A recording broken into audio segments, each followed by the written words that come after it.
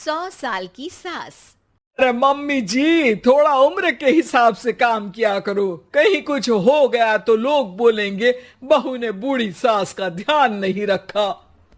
बहू, तुम भी थोड़ा कम और धीरे बोला करो।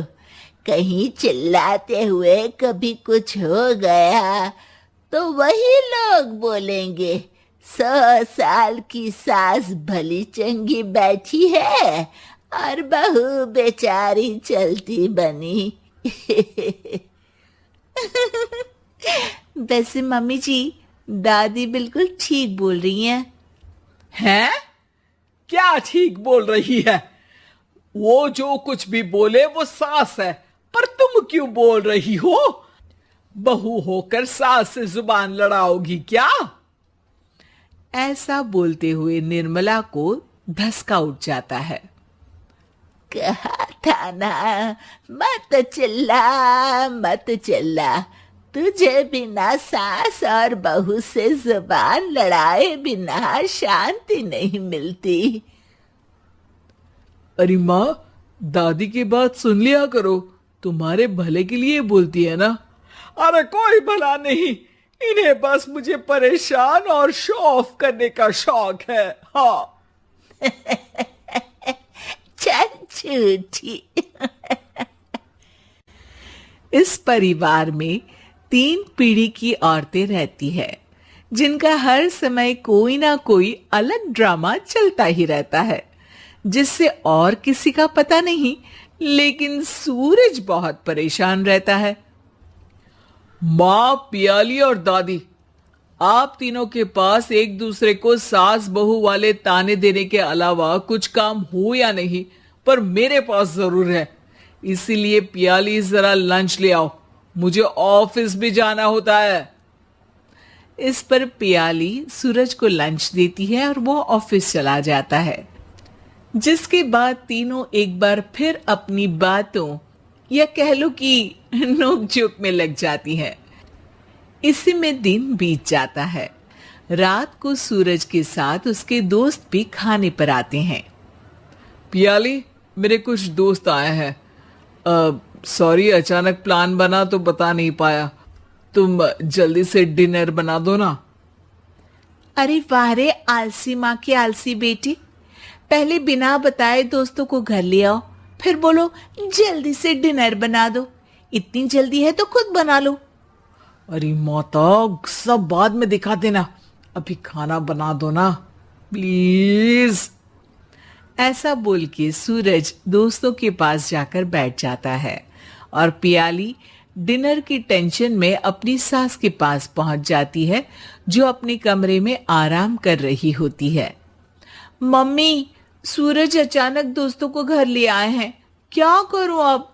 कुछ ऐसा बताओ ना जो जल्दी बन जाए और सर्व करते हुए भी अच्छा लगे। अरे रेस्टोरेंट से मंगा ले, दोबारा परेशान मत करना, सोने दे मुझे। इतने में दादी सास भी वहां आ जाती हैं। वाह, आलसी का आइडिया भी उसी की तरह बेकार है। कोरोना में बाहर से खाना मंगाएंगे। बहू, तुम सो ही जाओ, वही काम अच्छे से कर सकती हो। चल पियाली, मैं बताती हूँ क्या करना है। इस पर दादी सास पियाली के साथ मिलकर सारे मेहमानों के लिए खाना बनाती है, जिससे उन्हें ज्यादा मेहनत भी नहीं करनी पड़ती और सबका पेट भी भर जाता है।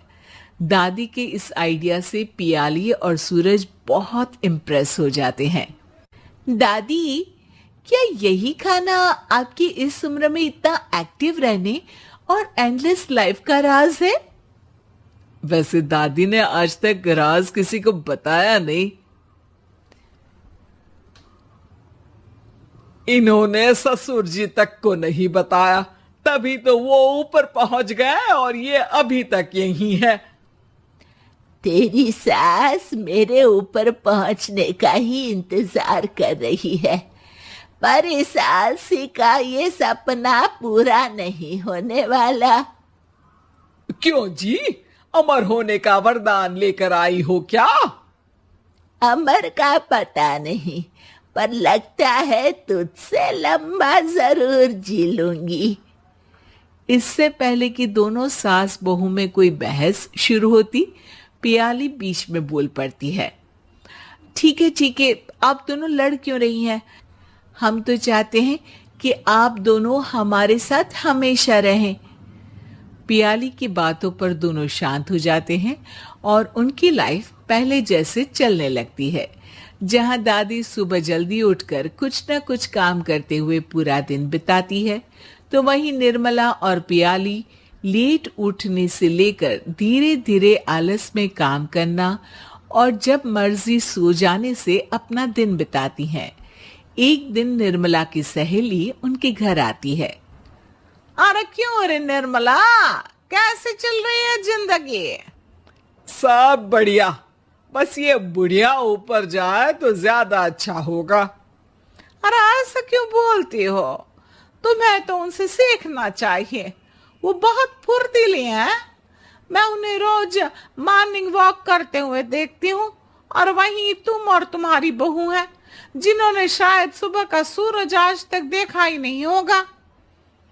सहेली की बात सुनते ही निर्मला भड़क कर चिल्लाते हुए पियाली और अपनी सास को वहां बुलाती है, जिनके साथ सूरज भी वहां आ जाता है, और ये सब देख सहेली वहां से चली जाती है।